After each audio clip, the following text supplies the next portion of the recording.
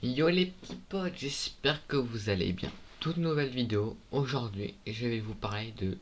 Je vais vous raconter plutôt deux threads d'horreur que j'ai trouvé sur Reddit. Bah, c'est parti. Donc ce sont deux histoires paranormales que j'ai pu trouver et on va démarrer avec la première. La première histoire c'est celle d'Inès, donc au moment où elle en parle, elle a 18 ans et cet événement s'est passé quand elle avait 9 ans chez sa grand-mère. Donc lors d'un week-end avec sa mère, elle se rend chez sa grand-mère et donc Inès pose ses affaires dans l'ancienne chambre de petite fille de sa mère. Un soir, elle dormait dans la chambre, donc bien que couchée, elle ne se sentait pas du tout fatiguée. C'est ce qu'on ressent nous aussi quand on nous dit va te coucher, mais on se dit ouais mais je suis pas fatigué. Et tes parents disent mais tu vas te coucher, t'en reçois une. Bref. Donc elle était assez lucide et à un moment donné, elle tourne la tête vers la gauche et c'est au moment là qu'elle se sent être observée. La pièce donc était baignée de noir, était dans le noir quoi, avec peu de lumière. C'est-à-dire était dans le noir, Donc face à elle se tenait un homme, vêtu d'une chemise rouge, d'un jean et de cheveux blonds. Les cheveux blonds c'est pas ça qui me choque, c'est de voir un mec à côté de son lit quoi. Donc elle était en panique. Forcément t'as un mec à côté de toi, tu vas pas rester là en train de faire tu veux jouer aux cartes avec moi quoi. Voilà, elle était en panique. L'homme la regarde et il lui pose cette question. Où est mon frère jumeau? Aucun son ne sort de sa bouche à ce moment où il lui pose la question, mais à ce moment-là, Inès sort de son lit, se dirige vers la porte de la chambre pour se diriger vers le couloir. Parce que la porte amène au couloir. Mais le mec en même temps se dirige vers elle. Et c'est là qu'elle remarque que quoi? Le mec n'avait pas de pied. Est-ce que c'est bon pour vous? Le mec n'a pas de pied. Non mais, on était face à un mec qui... Je sais plus quoi dire quoi. Mais après ça, du coup, elle s'en fout, elle retourne dans la chambre, elle se recouche. Comme si rien ne s'était passé. Moi, à sa place, je me casse de cette baraque. Ou alors je vais voir ma mère et je fais maman, je peux dormir avec toi, j'ai fait un cauchemar. Bref, le lendemain matin, donc elle se réveille avec sa mère et sa grand-mère. Petit déjeuner, comme tout le monde, et elle décide du coup d'en parler à sa mère, ainsi qu'à sa grand-mère. Et au moment où elle mentionne avoir vu un homme dans sa chambre, bah sa mère était déjà décomposée. Parce que avant qu'elle décrive, la tête de la mère, décomposée. Parce que la mère le dit à Inès du coup, est-ce que le mec avait une chemise rouge, avait un pantalon en jean et était blond? Du coup Inès lui répond effectivement oui, oui c'est ça. Troublée du coup sa mère lui explique au même âge qu'elle, dans sa chambre, un homme s'était tenu au pied de son lit. Il lui avait posé la même question que le mec lui avait posé, donc c'est-à-dire où est mon frère jumeau? Et donc sa mère avait eu la force de lui répondre à voix haute, je pense qu'il est dans le couloir. Puis elle s'est dirigée vers le couloir quoi. C'est pas une mauvaise idée de faire ça. Mais voilà.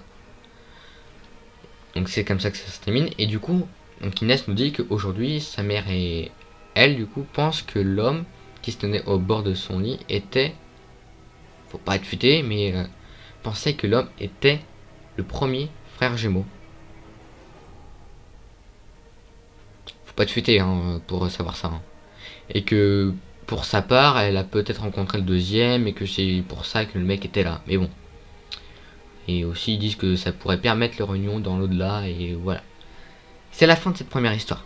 Bon, elle est assez spéciale, mais ça fait toujours peur d'avoir un mec à côté de son lit quand tu dors. Passons à la deuxième histoire maintenant. La deuxième histoire, c'est l'histoire d'un couple qu'on va appeler donc Rose et David. À savoir que le couple adore faire de l'urbex. Donc pour ceux qui ne savent pas, l'urbex consiste à visiter des lieux abandonnés sans les dégrader ni forcer l'entrée ou quoi que ce soit. L'histoire du coup se déroule en janvier 2023 où on leur dit donc un lieu absolument à visiter, c'est une maison d'un homme qui a tué sa femme. au début des années 2000.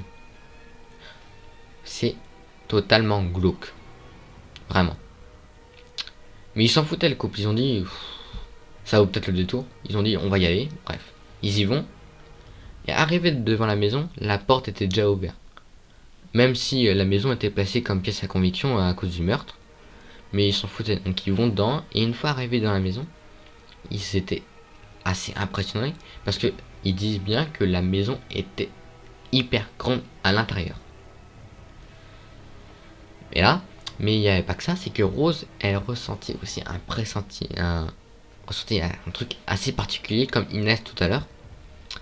Mais elle pensait, vous savez, que c'était plus parce qu'elle savait ce qui s'était passé dans la maison. Donc pas de problème, et ils ont continué donc leur visite, voilà. Donc à peine arrivé au niveau de la chambre conjugale donc du couple, toutes les lampes torches commençaient à cramer du groupe, hein, vu que c'est un petit groupe qui était avec Rose et David. Mais toutes les lampes torches commençaient à cramer et les batteries de téléphone commençaient à se vider. En fait, ils se sont vidés d'un coup. Elle explique, Rose, qu'avant de partir en urbex, elle avait chargé son téléphone à 100% pour au cas où prévenir les autorités si jamais il se passait un truc. Mais là, tout se passe mal. Mais sans ça, elle se pose aucune question du coup, à part quand elle a vu que toutes les lampes torches du couple commençaient à cramer. Mais il restait seulement un téléphone et une lampe torche. Avec ça, ils ont dit, on décide de monter. Donc ils montent en haut. Mais là, une fois qu'ils étaient à l'étage, ils ont entendu un bruit au rez-de-chaussée. Et le bruit, c'était le bruit d'une boîte à musique. Ce qu'ils font tous, c'est qu'ils descendent du coup, qu'ils vont au rez-de-chaussée pour savoir c'était qui avait allumé quoi. Tout le monde veut savoir ça, quand il entend un bruit, il veut dire c'était quoi quoi. Donc ils descendent en bas, ils vont voir pour savoir qui c'était.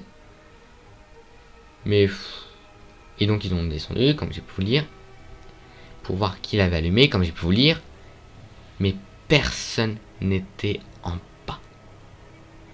À ce moment-là, ils se disaient peut-être que c'est des vibrations quoi, vibrations de téléphone, bah oui.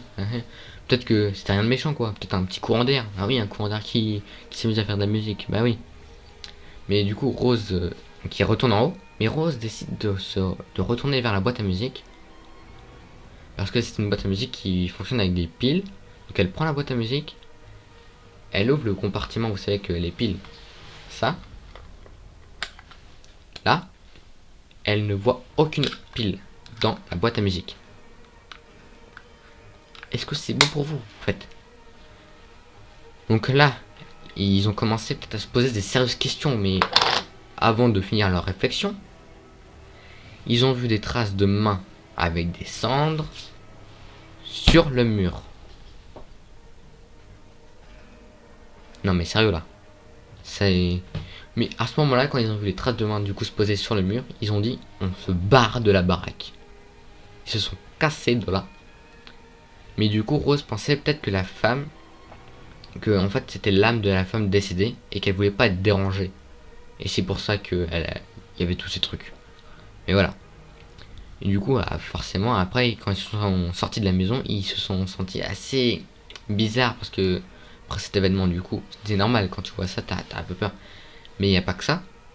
C'est que après des nuits, le couple, donc David, entendit des voix la nuit dans leur appartement. Ces voix se sont arrêtées lorsqu'ils ont fait appel à une magnétiseuse. Je sais pas ce que c'est qu'une magnétiseuse, j'ai pas cherché. Bref, c'est comme ça qu'elle se termine l'histoire. On n'a pas d'autres infos. Est-ce que c'était vraiment la femme? Mais voilà. Bon. La morale de cette histoire, c'est que je ne ferai jamais d'urbex. Les amis, c'est la fin de cette vidéo. J'espère que ces deux histoires vous auront plu. N'hésitez pas du coup à vous abonner et à me dire en commentaire si vous en voulez d'autres, des concepts comme ça où je raconte des histoires d'horreur, même des histoires basiques quoi, normales. Voilà. C'était le docteur. Je vous souhaite une bonne soirée, une bonne journée, une bonne nuit, je sais pas. À la revoyure. C'est ciao.